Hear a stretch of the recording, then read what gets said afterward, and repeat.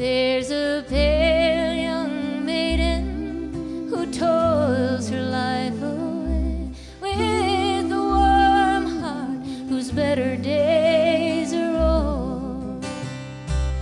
Though her voice would be singing, it's sighing all the day. Oh, hard times come again no more. It's a song this side of the weary. Hard times come again no more. Many days you have lingered too long around my door. Oh, hard times come again no more. Oh, hard times come again no more. Women and children are West Virginia's poor. Nearly 1 in 5 adult women and half of all single mother families live below the federal poverty line. 1 in 4 West Virginia children under the age of 18 live in poverty, the 13th highest in the nation. Poverty among women and children has been a regular problem in West Virginia for over 5 decades, and the factors that make poverty difficult to overcome are complex and interlocked: lack of quality jobs, health insurance and basic health care, educational opportunities, child care, and public transportation. Women in West Virginia are less likely to be employed than women in any other state in the nation. When women do find work, especially in the rural areas, the jobs tend to pay only the minimum wage. Although 19 states have minimum wages above the federal law, West Virginia doesn't. Women in our state would benefit from an increase in the minimum wage law, as they comprise 2/3 of those affected by the current law. West Virginia also ranks last of the 50 states in its amount of women with a 4-year college degree. For many women, in order to pursue high school or college education, access to quality child care is needed. But for single mother households in West Virginia, the cost of child care can be as much as 40% of the family's annual income and is simply unaffordable. Teen pregnancies are also on the increase in West Virginia. A teen pregnancy presents enormous challenges to a young woman's ability to stay in school and often locks them into a cycle of poverty. The birth rate for West Virginia teens averages 44.8 per 1,000, much higher than the birth rate for teens in the United States as a whole. Yet there is no specific mandate in state law for sex education in schools. School health education varies greatly from county to county, typically focusing more on sexually transmitted diseases than teen pregnancy. The challenges are even greater to break the cycle of poverty among children. Children who lived in poverty in their younger years are 5 times more likely as adults to have children outside of marriage, twice as likely to be arrested, and nearly 3 times as likely to have severe physical and mental health problems. But possibly the greatest challenge to breaking the cycle is that poverty in West Virginia is linked to the state's geography and traditional culture. The state's rural areas create their own worlds of isolation with no public transportation, few job and educational opportunities, and limited access to child care and health care. Furthermore, West Virginia culture places a high value on maintaining this rural lifestyle and on resisting and fearing change. Despite some state initiatives, West Virginia relies heavily on federal government programs to address poverty conditions among women and children. West Virginia Works, which is the monthly cash assistance program for basic necessities, SNAP, which is the food stamp program, and the West Virginia Child Care Program, which provides child care subsidies to allow low-income parents to work or attend school. These government programs, tangled in regulations and huge caseloads, treat impoverished women and children in an impersonal manner. Rural women, therefore, take a confrontational view of these federal programs or resign themselves to accepting the benefits as handouts rather than as ways to uplift themselves out of poverty. My project looks at poverty in humanitarian terms as an individual condition and as a social, not economic, problem. The goal of this project is to break the cycle of poverty among West Virginia women and children. This will occur by changing individual and family patterns of behavior and by developing unified community and government responses to make that change happen. The project's objectives are divided into three broad areas: employment and earnings, economic security, and families and communities.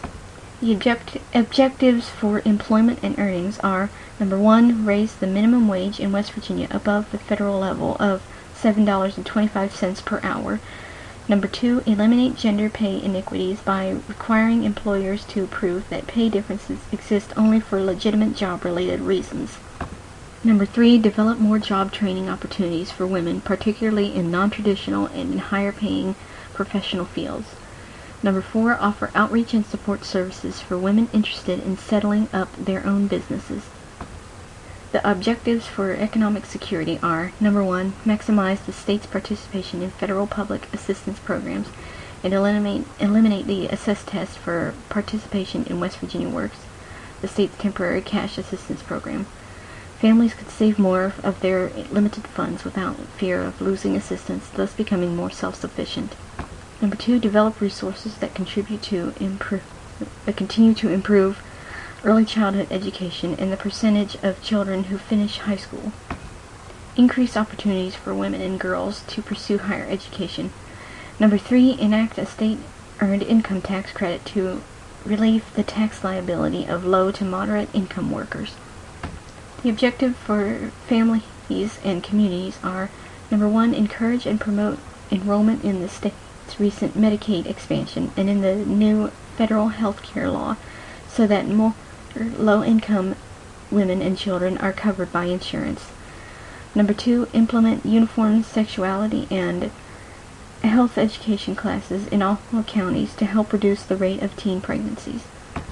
Number 3, provide additional funding for child care for low-income families to allow mothers and fathers to work or pursue their education.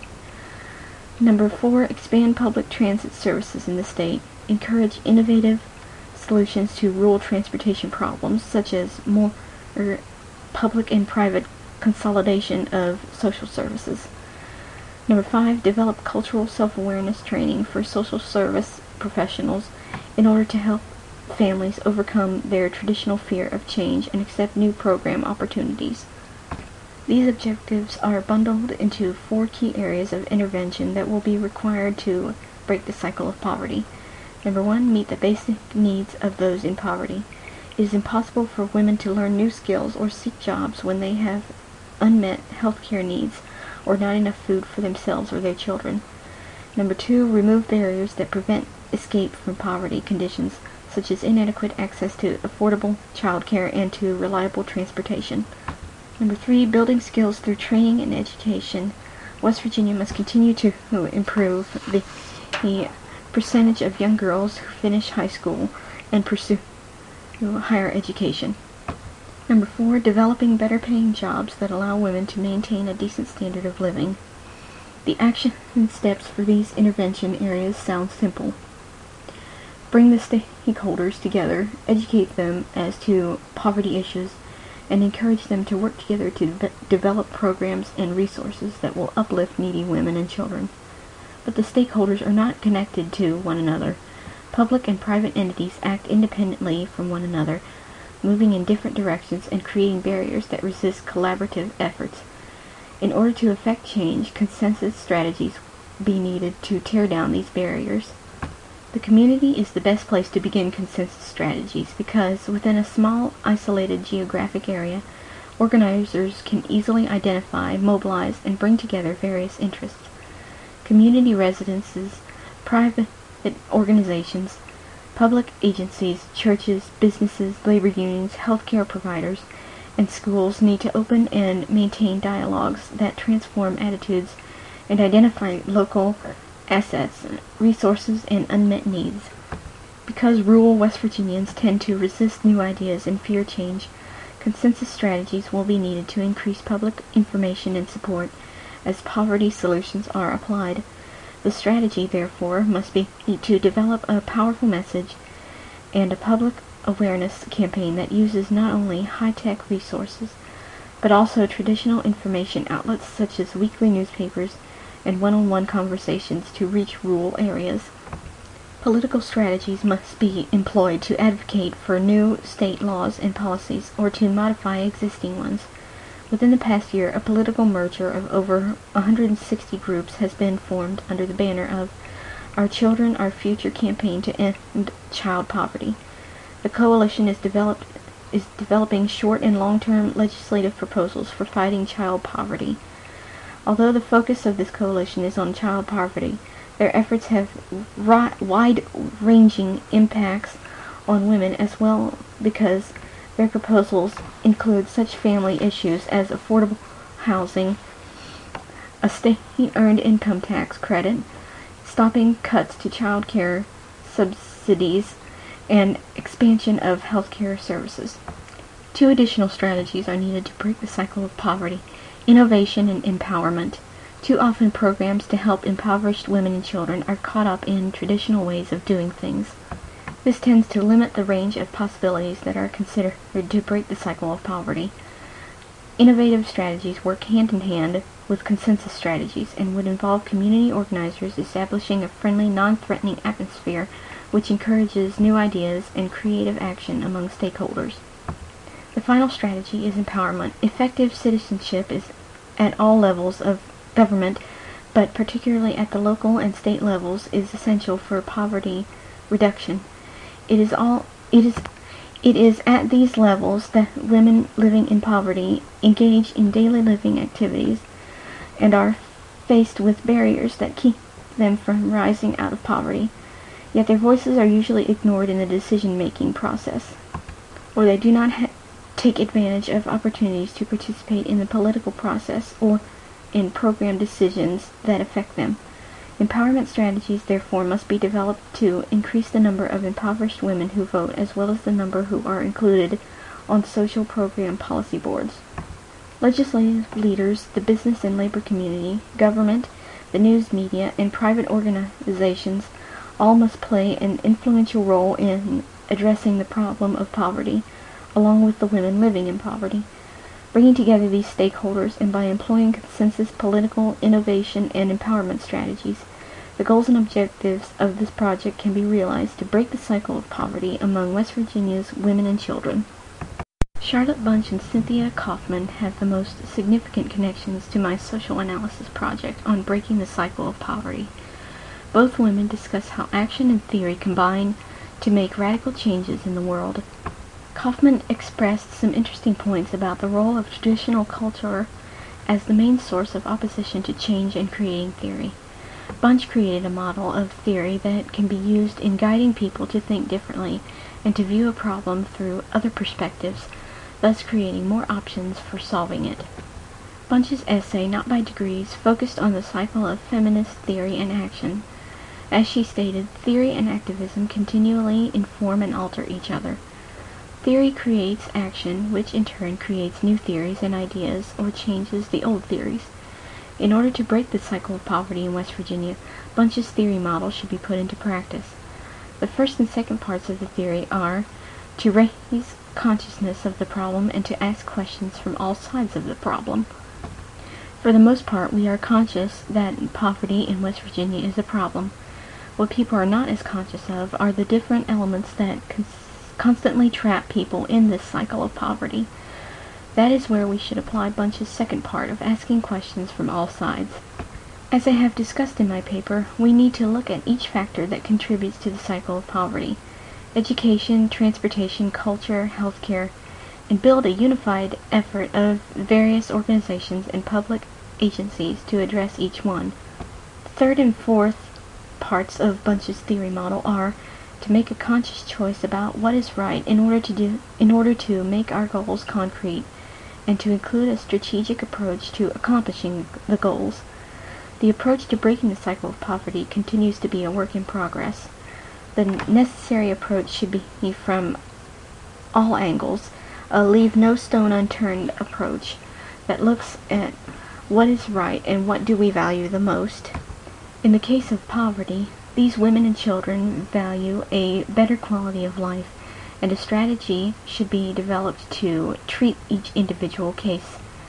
Cynthia Kaufman, in her book, Ideas for Action, Relevant Theory for Radical Change, discusses how traditional ideologies such as the Appalachian belief of women staying at home with their children has become the result of a movement away from community, wherein hierarchy gains its power and thus emerges the power of the majority.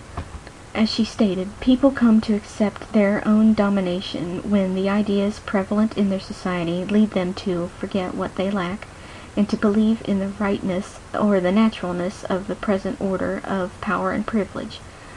It is generally accepted that many of the views of the majority represent common sense, according to Kaufman. Fortunately, Kaufman describes the distinction between this common sense and the good sense that allows us to be aware of the thought processes of the dominant culture.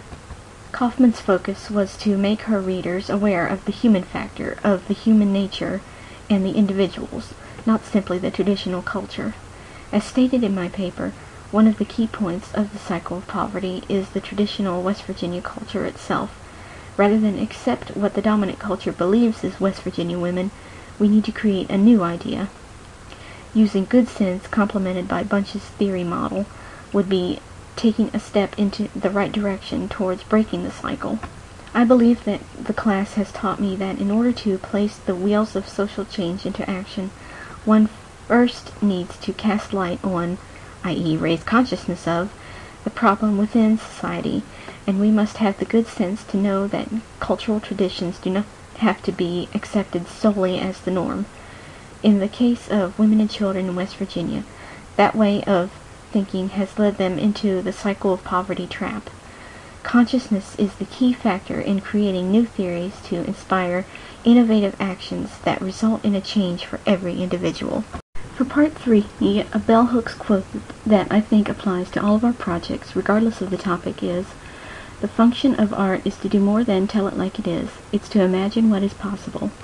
All of our projects have discussed the realities of the problem we chose. We defined the issue and we described the current situation. But our projects went further.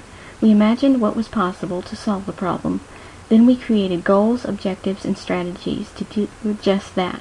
Regardless of the problem, it cannot be solved without imagination. You must envision what is possible and then work toward the end. In this video, you can see the function of art in vivid, harsh pictures of poverty. The photographs tell it like it is, even without words. But as a writer, I believe that words also function as art. So through my project narrative, I have also tried to tell it like it is, that poverty is complex with many factors. And through my words, we hopefully can imagine what is possible. Women and children having basic needs met and taking advantage of new opportunities for self-sufficiency. The other bell hooks quote, I believe, applies to all of our projects. Sharing feminist thought and practice sustains feminist movement. Feminist knowledge is for everybody. All of our topics in some way addressed women's problems and needs. We developed our perspectives and we shared practices about those problems and needs. In this way, we added to the body of knowledge about feminism, and we shared that knowledge by developing goals, objectives, and strategies for a variety of stakeholders, and by posting our videos on a public forum. We want everybody to recognize the problems discussed in our projects, and we want everybody to become involved in helping solve those problems. The classmate project that most relates to my project is SNAP, the Federal Food Stamp Program. The project discusses the impact of the recent federal SNAP cutbacks on low-income families. Those cutbacks will create severe hardships for West Virginians as well. SNAP provides monthly benefits to nearly 350,000 low-income West Virginians. Over a third are children. As a result of the cutbacks, benefits in our state are expected to be lower for a family of 3 by $29 per month, or the equivalent of 16 meals per month. Without adequate food, the basic needs of women and children will not be met. They will be unable to break their cycle of poverty.